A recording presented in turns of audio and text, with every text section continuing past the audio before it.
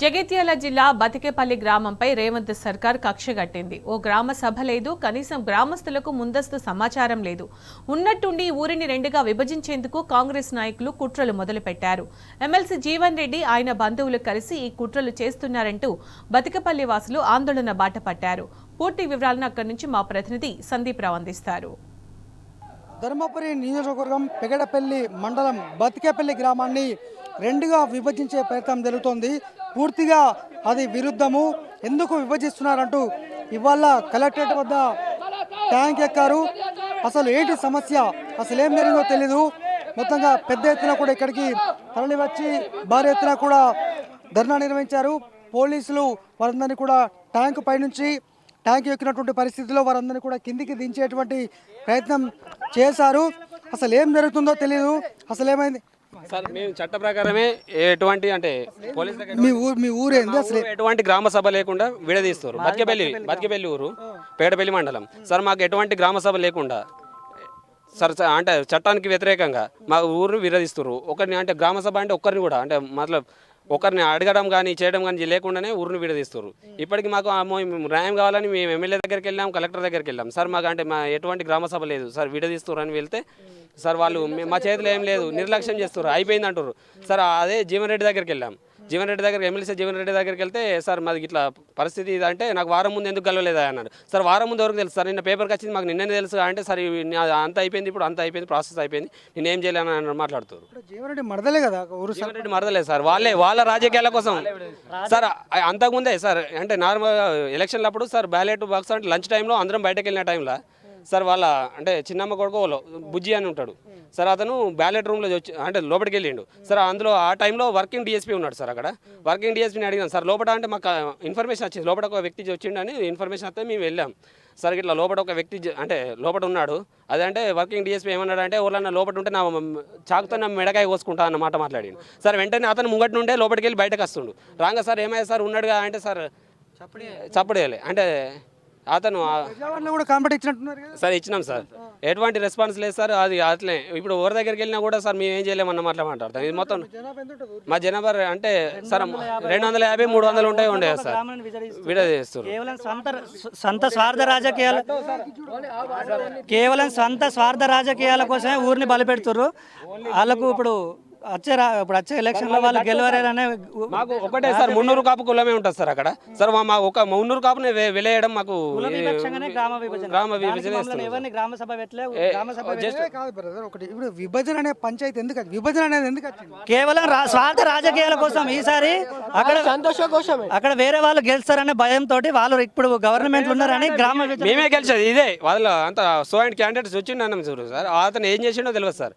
అంటే వాళ్ళు అనుకోకుండా 30-40 ఓట్లతో వాళ్ళు బయటపడ్డారు సార్. మళ్ళీ ఇప్పుడు అదే భయంతో సార్. జీవన్ రెడ్డి మడదలు శోభారా అని మాజీ సర్పంచ్ గా ఉన్నారు, ఆమెకు చెప్పిండ్రా? ఆమె ఏమంటుంది? ఎవరికి చెప్పలేదు సార్ మేము. ఆమె అంటే ఇంత జరుగుతున్నప్పుడు గ్రామ మాజీ సర్పంచే కదా, మరి ఆమె తరఫున వారు వచ్చి ఏమన్నా మాకు కనీసం సపోర్ట్ కూడా చేయలేదు.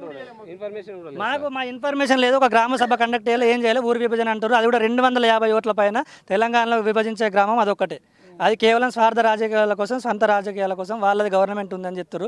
ప్రజాపాలన విజయోత్సవాలు చేసుకునే గవర్నమెంట్ ప్రజల కోసం ఇలా రోజున పనిచేయకపోవడం ఇది చాలా దురుద్దేశం, ఇది చాలా నిరాశ. ట్యాంక్ ఎక్కే పరిస్థితి ఎందుకు వచ్చింది? మేము ఆల్రెడీ ఇక్కడికి వచ్చి కంప్లైంట్ ఇచ్చాం సార్. కలెక్టర్ దగ్గరికి వెళ్ళాం, ఎమ్మెల్యే దగ్గరికి వెళ్ళాం, మాకు న్యాయం జరగలేదు సార్.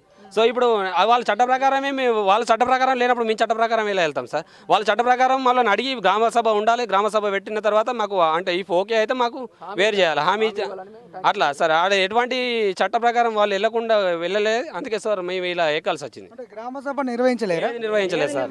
ఎటువంటి ఇన్ఫర్మేషన్ లేదు సార్. అసలు మాకు నార్మల్ ఇట్లా వేరు అయిందని పేపర్కి వచ్చేదాకా మాకు ఎటువంటి అంటే మాకు తెలియదు సార్. అప్పటి వరకు లేదు సార్. మాది బతికేపల్లి. మాకు అక్కడ గ్రామ పంచాయతీని వేరు కావాలని కోరుకుంటే మేము కోరుకోవాలి, కానీ వాళ్ళు కోరడం అయితే కరెక్ట్ కాదు. వెళ్ళిపోవడానికి వాడ 14 వార్డులల్లో మాది 1.5 వార్డే ఈ మున్నూరు పటేల్ వర్గం, మున్నూరు కాపు. ఈ మున్నూరు కాపు ఉంటే వాళ్ళకి ఏం నష్టం? అంటే వాళ్ళ కుటుంబ రాజకీయం కొంచెం ఇబ్బంది అవుతుంది. వాళ్ళ కుటుంబ ఎదుగుదల కొరకు ఈ వర్గాన్ని తీసుకుపోయి అటు తుంగల వారెత్తే వాళ్ళ కుటుంబం ఎదిగిపోతుంది, మాకు ఎదురు వాళ్ళు ఉండరు ఊళ్ళే అనే దాని కొరకు. వాళ్ళు 10 సంవత్సరాలు సర్పంచ్ చేసినా ఒక మట్టి పోయకుండా అడగలేదు, ఏ చేయకుండా అడగలేదు. మాకు ఎన్ని ఇబ్బందులు జరిగినా మేమే ఏదో మింగుకున్నాం, కడుపులో మింగుకున్నాం, మేము ఊకున్నాం. మేము కొన్ని సందర్భాలలో మేమే బల్బులు వేసుకున్నాం, మేమే జంగల్ క్లియరెన్స్ చేసుకున్నాం, ఇవి చేసినాం. కానీ వాళ్ళు మమ్మల్ని మొత్తానికే వాళ్ళతో విలీనం అంటే పక్కకు పెట్టడానికే వాళ్ళ రాజకీయ కుట్ర. అది ఎమ్మెల్సీ జీవన్ రెడ్డి గారి కుట్రనే. ప్రత్యేకంగా వాళ్ళ మరదలు కానీ వాళ్ళ కొడుకు స్వార్థ రాజకీయాల కొరకే వాళ్ళు ఇది చేసిన మాకు ఇబ్బంది. అది కలిసి ఉంటేనేమో పూర్తిగా గ్రామ పంచాయతీ బతికేపల్లినే, కొండాపల్లె, పుల్లేపల్లె కలిసి ఉండని. లేదు ఇల్లు అద్దు అని అనుకున్న నాడు 14 వార్డులల్లో 1 నుంచి 7 వరకు ఒక సర్పంచ్ ఉండని, 8 నుంచి 14 దాకా ఇంకొక సర్పంచ్ ఉండని చేస్తే. కానీ అది చేసుడు కూడా ఇష్టం లేదు. అట్లా కలిసే ఉండాలి. వాళ్ళకి అట్లా అనుకున్నప్పుడు సరిహద్దులు ఎట్లా సార్? ఇప్పుడు అన్నదమ్ములు ఉన్నప్పుడు ఒక తండ్రికి 2 కొడుకులు 3 కొడుకులు ఉన్నప్పుడు అన్నదమ్ములు ఏర్పడితే పర్వాలేదు, అన్నదమ్ములు ఏర్పడబడితే పర్వాలేదు. కానీ పెద్ద కొడుకు చిన్న కొడుకు అని ఈ చిన్న కొడుకు భార్యాభర్తలను విడదీస్తే ఎంతవరకు కరెక్ట్? అంటే మేము కలిసి ఉండొద్దా? మేము ఊళ్ళో వాళ్ళకి ఎదురుండొద్దా? మేము మాట్లాడొద్దా? మాకు ఆడ ఏదైనా ఫంక్షన్ అయినా ఏదనుకున్నా ఒక్క కులం ఒక్క 300 కాపే ఉంది. ఆడ ఏమీ లేదు. మాకు అగ్గిపెట్ట కొనుక్కోవాలన్నా బతికిపల్లి ఊళ్ళకే పోవాలి, ఒక బల్బు కొనుక్కోవాలన్నా ఊళ్ళకే పోవాలి, గోధుమ పిండి ప్యాకెట్ కొనుక్కోవాలన్నా ఊళ్ళకే పోవాలి, మందు బస్తా తెచ్చుకోవాలన్నా ఊళ్ళకే పోవాలి, 10 మంది పని కోసం పిలుచుకొచ్చుకోవాలన్నా ఊళ్ళకే పోవాలి. లేకపోతే ఒక చుట్టం వచ్చిందంటే ఒక అర కిలో చికెన్ మా స్థాయికి దగ్గర తెచ్చుకోవాలనుకున్నా అదే ఊళ్ళకే పోవాలి. కానీ మేము బస్సు దిగడం అక్కడనే, బస్సు ఎక్కడం అక్కడనే. కానీ మా తలదేదో మేము మా సాధనైన గుడిసెలనో ఇంట్లోనో మేము దాచుకుంటున్నాం. కానీ వీళ్ళకి ఆ గూడు కూడా పిచ్చుకకున్న గూడు కూడా ఉండొద్దు అనే కుట్ర రాజకీయం జీవన్ రెడ్డి ఎమ్మెల్సీ చేసిండు. మమ్మల్ని ఇంత ఇబ్బంది గురి చేస్తుండు. అది కలిసి ఉండాలి. లేకపోతే 2 గ్రామ పంచాయతీలు సరిహద్దులు అన్నదమ్ములు ఏరువాడితే ఏ నమూనా పంపోటకాలు అంటే అప్పులు సప్పులు భూమి జాగాలు అన్నీ వేరు చేసినట్టు సరిహద్దులు చేయాలి. గుడి లేదు, ఏ గుడి లేదు, ఒక్క గుడి కూడా లేదు, చెరువు కూడా లేదు. కానీ బతికేపల్లిలో 2500 ఎకరాల భూమి ఏమో బతికేపల్లికి, ఓన్లీ 300 కాపు 1.5 వార్డుకేమో 250 ఎకరాలను పక్కకు తెలిపి వాళ్ళు మాకు ఎలాంటిది ఎప్పుడు కూడా ఏం చెప్పలేదు. చెప్పకుండానే మా మేమే సంతకాలు పెట్టినట్టు, మేమే కోరినట్టు, మేము కోరిన వాళ్ళమైనాం. ఇవాళ మా ఏ ముఖం పెట్టుకుని ఇక్కడికి వస్తాం? అరే భయ్ మీరు సంతకం పెట్టిర్రా మొన్న కుక్క నక్క, మీరు ఇవాళ ఏ ముఖం పెట్టుకుని వచ్చిర్రా ఇక్కడికి అని చెప్పచ్చు కదా వాళ్ళు. అంటే వాళ్ళ తెలివి, వాళ్ళ రాజకీయం, వాళ్ళ అంత ఎదుగాళ్ళ ఉన్నారు. మాజీ సర్పంచ్ శోభారాణి జీవన్ రెడ్డి మరదలు అడిగిర్రా మరి? ఇక్కడ కలెక్టర్ ఆఫీస్కి వచ్చినాం, ప్రజావాణిలో దరఖాస్తు పెట్టినాం. ఇది ప్రతివాదన పంపిర్రు, పైకి పోయింది అని చెప్పినాక మా విప్పు దగ్గరికి అయినాం, ఎమ్మెల్యే దగ్గరికి అయినాం. ఎమ్మెల్యే గారి దగ్గరికి అయినాక ఎమ్మెల్యే గారు ఏమన్నారు అంటే, సార్ ఎమ్మెల్యే గారు ఏమన్నారంటే, అంత పెద్ద మనిషి కదా జీవన్ రెడ్డి సాబు, నాకు ఆయన మాట నేను తీయలేను, ఆయన ఊళ్ళో నేను ఏలు పెట్టలేను, అది అయిపోయింది అని అన్నారు. అన్న తర్వాత మేము ఒక 20 మందిని కలిసి ఎమ్మెల్సీ దగ్గరికి కూడా పోయినాం. పోయిన తర్వాత అరే బాబు మీరు ఒక 8 రోజుల ముందు వస్తే బాగుంటుండే, అది అయిపోయింది, మీ తంటాలు ఏదో మీరు వాడు, వాళ్ళ తంటాలు వాళ్ళు వాడతారు అని చెప్పి మమ్మల్ని తీసుకుపోయి ఇంత అనర్థానికి గురి చేసారు. రైట్. మొత్తంగా ఇవాళ బతికేపల్లి గ్రామస్తులు, పెగడపల్లి ధర్మపురి నియోజకవర్గం బతికేపల్లి గ్రామస్తులు జీవన్ రెడ్డి సొంత మరదలు, ఆమె మాజీ సర్పంచ్గా ఇక్కడ ఉన్నారు. ఈ క్రమంలో గ్రామాన్ని 2గా విభజించే యత్నం, 300 కాపు సామాజిక వర్గం మొత్తం కూడా ఒకవైపు, మిగతా ఒకవైపు ఉంటే తాము ఎక్కడ ఓటమి చెందుతామో అన్న భయంతో ఇదంతా చేశారని స్థానికులు చెప్తున్నారు. ఏంటి బ్రదర్, ఏంది ఇంత పెద్ద ఎత్తున భారీ చేస్తున్నారు? వాస్తవంగా నా పేరు రఘునందన్ రెడ్డి, బతికేపల్లి వాస్తవ్యం. నేను బతికేపల్లికి కొంత ఘనమైన చరిత్ర ఉంది. ఆ చరిత్రలో మేము కూడా ఒక భాగమే. మేము లేకుండా ఆ చరిత్ర కూడా లేదు. అది అందరికీ తెలుసు ఆ విషయము. ఈయన ఏంటంటే ఆయన రాజకీయ స్వార్థం కోసం, రాజకీయంగా ప్రజల్లో నుండి ఎదుర్కోలేకనే మమ్మల్ని పోటీ నుంచి తప్పించాలనే దురుద్దేశంతో ఆయన ఈ విభజన కార్యక్రమం ముందట పెట్టుకుర్రు.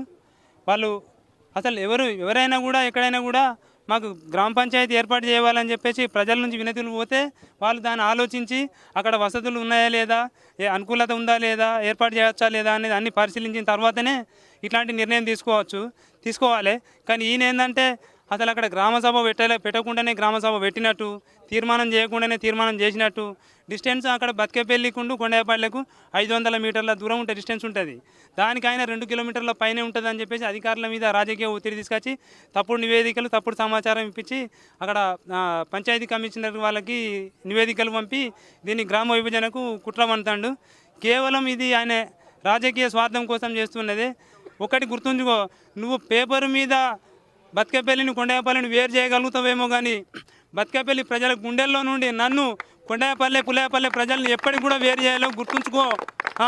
ఇది దీన్ని కుట్రను నీ దాన్ని అంతా కూడా ప్రజలందరూ గమనిస్తూనే ఉన్నారు.